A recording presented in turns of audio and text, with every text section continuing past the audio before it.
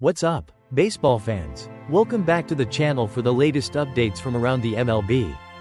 Today, we're talking about one of the biggest stars in the game, Mookie Betts of the Los Angeles Dodgers, and a concerning illness that has put his status for the home opener in question. Mookie has been dealing with what's being described as an undiagnosed stomach illness. And it sounds pretty rough. It actually started bothering him even before the Dodgers made the trip to Japan to kick off the season against the Chicago Cubs.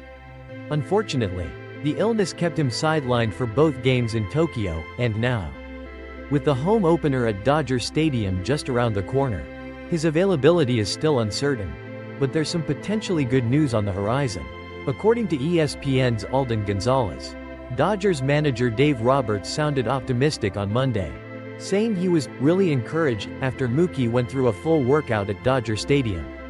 Roberts is even expecting Betts to be in the lineup for Thursday's home opener against the Detroit Tigers. However, the exact nature of Mookie's illness remains a mystery. The 32-year-old star has reportedly lost nearly 20 pounds since he first started feeling sick. That's a significant amount of weight, and it shows just how much this has been affecting him. He was hoping to play shortstop in a game against the Angels on Sunday. But unfortunately, he started vomiting again just hours before the game, forcing him out of the lineup. In his own words, Mookie just wants to play. He's tired of sitting on the sidelines, tired of feeling sick. He even said his body's just kind of eating itself, because he can't keep food down. He's able to work out and feels okay physically. But every time he tries to eat solid food, it comes right back up. It's understandably making him scared to eat. What's even more baffling is that all the tests have come back normal. Doctors have put him on new medication, hoping it will finally calm his stomach issues. Mookie wants to be 100% when he returns to the field so he can get off to a good start this season and not be a hindrance to his team. He acknowledged that playing at his current weight of 157 pounds, down from his usual 175, would be playing uphill. While he's not ruling it out, he and the team need to decide if it makes logical sense for him to play in that condition.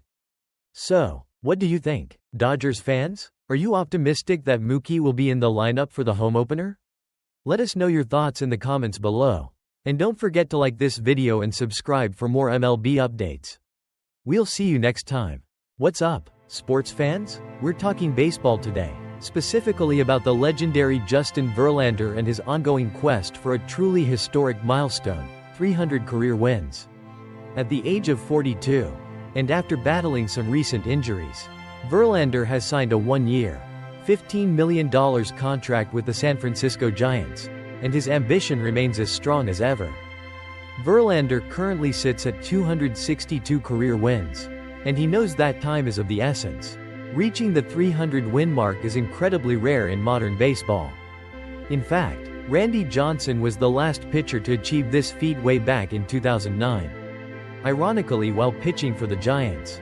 Despite his age and some neck and arm issues in recent years, Verlander has been looking healthy and sharp during spring training with the Giants. He's been ramping up his pitch count and feeling good on the mound. In a recent interview, Verlander expressed his belief that he can still reach 300 wins. He acknowledged that he needs a couple of really good, healthy seasons, aiming for at least 30 starts per year for the next 3 years. Based on how he's feeling right now, he's optimistic about his chances. Verlander made some adjustments to his off-season training this year, focusing on staying active and throwing throughout the winter to avoid the issues he faced in previous seasons.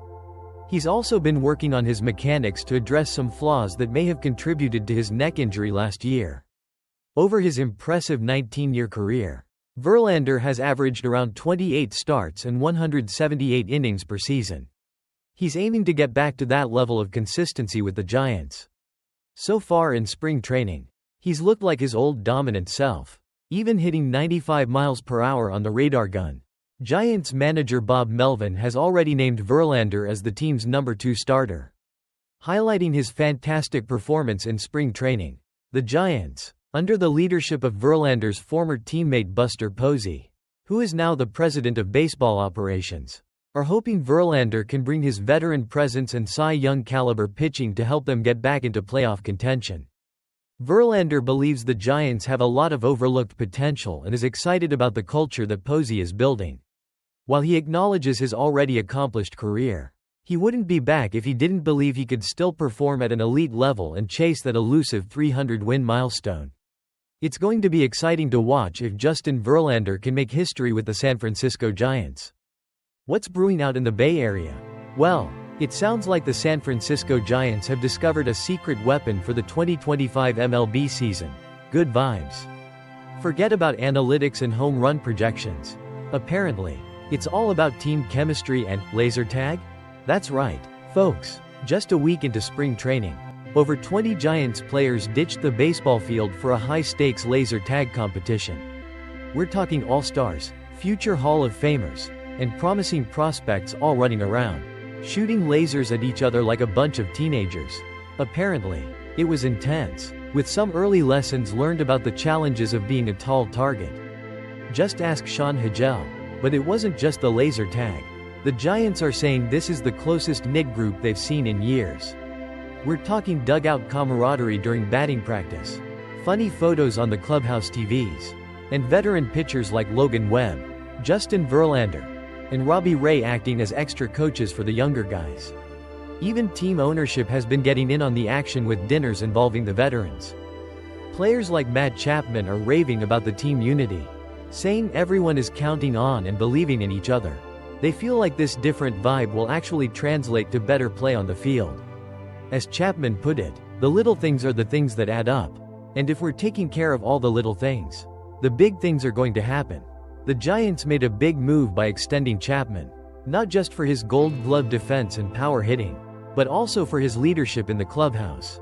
And new addition Willie Adames is already making a strong impression with his positive attitude and willingness to connect with everyone, even making a trip to the Dominican Republic to hang out with international signees.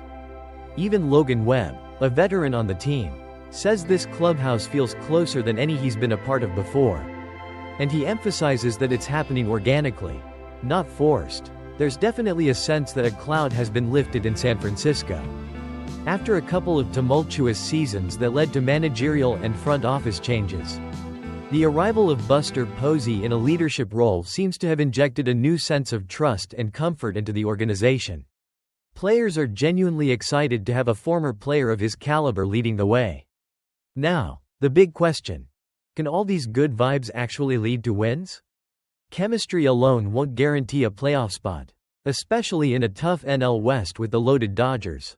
But the Giants are hoping that this newfound unity will give them an edge and help them surprise the league.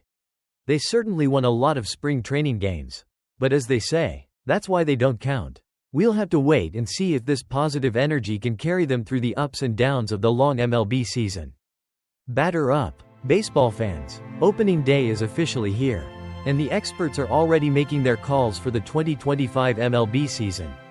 Yahoo Sports pulled their crew of baseball brains to get their predictions for everything from the World Series champion to individual awards and even Shohei Ohtani's home run count. Let's dive into the crystal ball. First up, the big one. Who's hoisting the commissioner's trophy at the end of the year? While the article doesn't give us a consensus pick, it sounds like the experts are high on some familiar contenders, but maybe a few surprises in the mix too. When it comes to division winners, there's one thing the experts seem to agree on. The Los Angeles Dodgers are the overwhelming favorites to take the NL West crown once again. No shocker there with their star-studded lineup. Now, let's talk about the hardware. Who are the early favorites for MVP in each league? The experts are throwing out some exciting names, including young stars like Bobby Witt Jr. and Elly De La Cruz, as well as established players like Gunnar Henderson and Fernando Tatis Jr. And of course, the reigning AL MVP, Aaron Judge, and the two-way sensation Shohei Ohtani are in the conversation as well. Could we see a repeat? Or will a new face take home the trophy? On the pitching side, the experts have their eyes on some serious talent for the Cy Young Awards. One name that keeps popping up is Paul Skeens. After a strong rookie season, they're predicting he might even lead the league in ERA and snag the NL Cy Young. That would be quite the sophomore campaign. Other awards are a bit tougher to predict, but you can probably bet on Aaron Judge hitting a bunch of home runs, Luis Arraez getting on base a ton, and Logan Webb putting up solid innings. There's even some debate among the experts about who might throw the first no-hitter of the season. Who might be a team that disappoints? And which veteran players still have what it takes? It sounds like there's plenty of disagreement to keep things interesting. One storyline everyone seems to agree on is worth watching is Vladimir Guerrero Jr.'s walk year in Toronto. Will he have a monster season before potentially hitting free agency? The experts also seem pretty confident about a couple of things. The Dodgers are likely to win over 100 games. And Shohei Ohtani is expected to hit at least 40 home runs, even while he's not pitching this year. The big question mark with Ohtani is how many innings he'll throw later in the season. Ultimately, as the saying goes, that's why they play the games. Expert predictions are fun, but anything can happen over the course of a long baseball season. So get ready for all the surprises, the upsets, and the incredible moments that are sure to come in the 2025 MLB season. Let us know your predictions in the comments below. Phillies fans, rejoice! The team has finalized their 26-man roster for opening day, and there's been a winner declared in that final bench spot battle. President of Baseball Operations Dave Dombrowski just announced that Kody Clemens has made the team. It came down to the wire between the left-handed hitting Clemens and the right-handed hitting Buddy Kennedy. Both had strong spring trainings, but with both out of minor league options, the Phillies risked losing whoever didn't make the cut if they tried to send them down. So, it was a tough decision for the front office. Ultimately, Clemens' versatility and his knack for coming up clutch in key moments likely gave him the edge.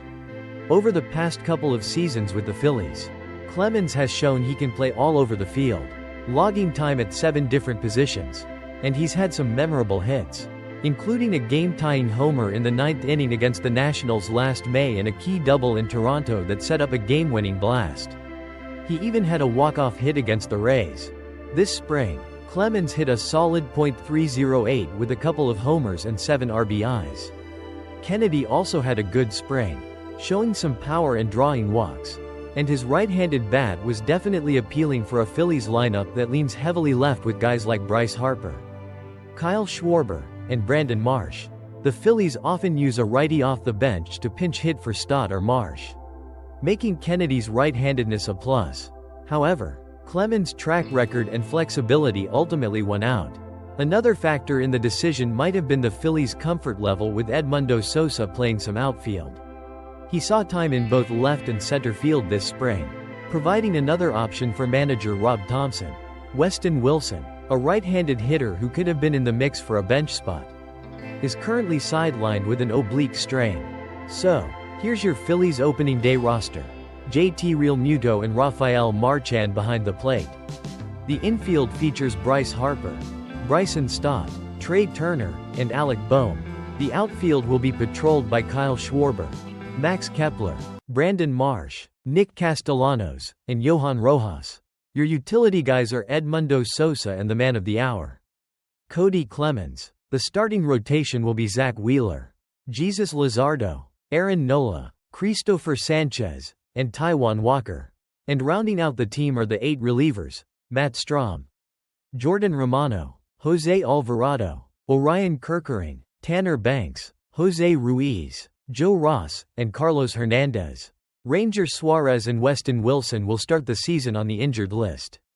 There you have it, Phillies fans. The team is set, and opening day is just around the corner. Let's see what this squad can do in 2025.